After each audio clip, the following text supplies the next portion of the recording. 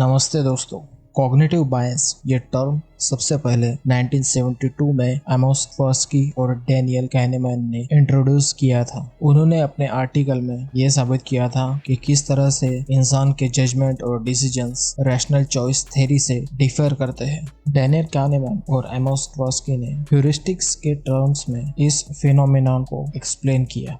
Heuristics हमारे दिमाग के मेंटल शॉर्टकट्स होते हैं जो आने वाले अनसर्टेन घटनाओं का अंदाजा लगाते हैं। ह्यूरिस्टिक्स काफी फास्ट काम करते हैं और ज्यादा टाइम कंज्यूम नहीं होता। ह्यूरिस्टिक्स हमारे दिमाग के लिए काफी सिंपल होते हैं और वो प्रोसेस करने में काफी कम समय लगता है, पर बहुत बार इस सब के चलते सीवियर और सिस्टमेटिक एरर्स हमारे डिसीजन मेकिंग में आते हैं, जिससे हमारी रीजनिंग में गड़बड़ हो जाती है। हमारा दिमाग हमेशा सिंप्लीफाई करने की कोशिश करते रहता है, पर हमें इसको रोकना चाहिए क्योंकि इस सिंप्लीफिकेशन के कारण हमारे रीजन करने की शक्ति का हम सही ढंग से फायदा नहीं उठाते और रीजनिंग गड़बड़ा जाती है, जिससे कि हमारे डिसीजंस और हमारे चॉइसेस में प्रॉब्लम हो सकती है। पर गर्ड गिगेरेंजर के मुताबिक कॉग्निटिव बायसेस नहीं है, ये रूल्स ऑफ थंब की तरह है। ये हमारे गट फीलिंग्स की तरह है जो हमें सही डिसीजन लेने में मदद करती है। गर्ड गिगेरेंजर ये आइडिया प्रपोज करते हैं कि ह्यूरिस्टिक्स और कॉग्निटिव बायसेस रैशनल होते हैं जो हमारे रोजमर्रा के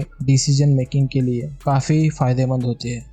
काफ़ी लोगों को लॉजिकल फैलिसिस और कॉग्निटिव बायस में काफ़ी कंफ्यूजन रहता है, पर कॉग्निटिव बायसेस हमारे इनबिल्ट पैटर्न ऑफ थिंकिंग होते हैं जिससे हमारा दिमाग बाहर से आने वाली इंफॉर्मेशन को इंटरप्रेट करता है, और लॉजिकल फैलिसिस हमारे आर्गुमेंट करने के तरीके से रिलेटेड है। हम किस तरह से आर्गुमेंट स्ट्रक्चर करते हैं और अपनी आइडियाज दूसरों से कम्युनिकेट करते हैं। इसमें आने वाली जो एरर है उसको लॉजिकल फैलिसिस कहा जाता है।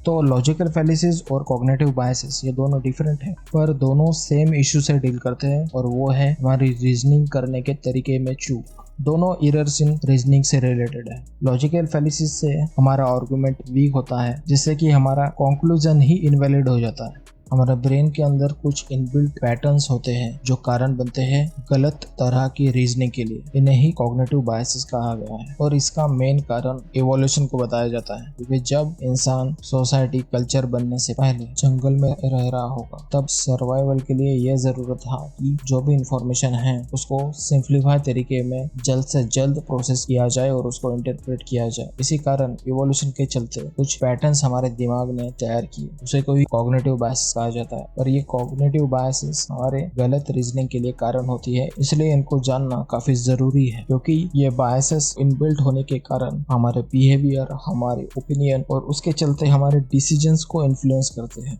जो भी डिसीजंस हम लेते हैं या लेने वाले हैं या हमने लिए हैं वो कहीं ना कहीं इन कॉग्निटिव बायसेस से इन्फ्लुएंस्ड है। कॉग्निटिव बायस और लॉजिकल फैलिसी एक दूसरे से रिलेटेड है, क्योंकि कॉग्निटिव बायस इनबिल्ट होने के कारण हमारी रीजनिंग को अफेक्ट करते हैं, जिस कारण हम अपने आर्गुमेंट्स के स्ट्रक्चर में कुछ गलतियां कर देते हैं, जिन्हें लॉजिकल फैलिसिस कहा जाता है। डैनियल kahneman ने अपनी book thinking fast and slow में हमारे ब्रेन के दो सिस्टम्स के बारे में बताया है। सिस्टम 1 जो इम्पल्सिव होती है, ऑटोमेटिक होती है और इंट्यूटिव होती है, जो ज्यादातर हमारे कॉन्शियस कंट्रोल के बाहर होती है। हमारे कॉन्शियस कंट्रोल के बिना वो ऑपरेट करती है। जैसे कि सडनली अगर तुम्हें जोर की आवाज सुनाई दे तो तुम सडनली अपने हाथों से अपने कान बंद करोगे। यह हुआ है सिस्टम 1 के कारण। और कॉग्निटिव बायस इसी से रिलेटेड है। उन्होंने सिस्टम 2 के बारे में भी बताया है, जो हमारी कॉन्शियस रीजनिंग से रिलेटेड है। सिस्टम 1 फास्ट होती है, कम एनर्जी लेती है और कम टाइम कंज्यूम करती है। ब्रेन कम से कम एनर्जी इन्वेस्ट करना चाहता है और इसी कारण वो ज्यादातर सिस्टम 1 का ही यूज करते रहता है। अगर आप अपने डेली रूटीन को अगर ध्यान से देखो तो आप पाओगे कि आप सिस्टम 1 ही ज्यादातर यूज कर रहे होंगे, क्योंकि सिस्टम 2 टाइम कंज्यूमिंग है और उसमें कॉन्शियस एफर्ट डालना पड़ता है और जिस पे ज़्यादा एनर्जी खर्च होती है। इसी कारण सिस्टम 2 का ज़्यादा यूज ना करके हमारा ब्रेन सिस्टम 1 पर ही चलते रहता है।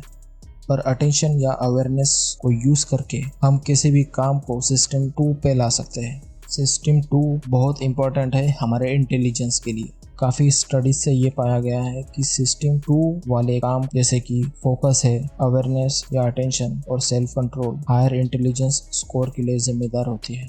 ज्यादातर टाइम इंसान ऑटो पायलट मोड पे ही चलता है जहाँ सिस्टम 1 यूज हो रही होती है, तो हमारा दिमाग सिस्टम 2 को अवॉइड करके हमारे इंटेलिजेंस के पावर को पूरी तरह यूज नहीं कर रहा होता है। पर ये हमारे ऊपर है कि हम सिस्टम 2 का यूज करके हमारे इंटेलिजेंस की पूरी पावर का फायदा उठा सके। सो ज्यादातर टाइम हमारे माइंड की टेंडेंसी यही होती है कि वो इंफॉर्मेशन को ओवर सिंप्लीफाई करे और जिसके कारण हमारे जजमेंट्स, हमारे डिसीजंस, हमारे चॉइसेस में, हमारे रीजनिंग में एरर्स आती है। कॉग्निटिव बायस के कई तरह के टाइप्स हैं, जैसे कि कॉन्फर्मेशन बायस, हाइंडसाइट बायस, जिनके बारे में हम आगे के वीडियोस में डिस्कस करेंगे। तो कॉग्निटिव बायसेस से बचने के लिए हमें अपने अटेंशन, हमारे अवेयरनेस का यूज करना होगा। इसमें कॉन्शियस एफर्ट लगता है, यह टाइम कंज्यूमिंग है और ज्यादा एनर्जी लेता है, पर इससे हमारी रीजनिंग सही होती है और इससे इंटेलिजेंस भी बढ़ता है। धन्यवाद।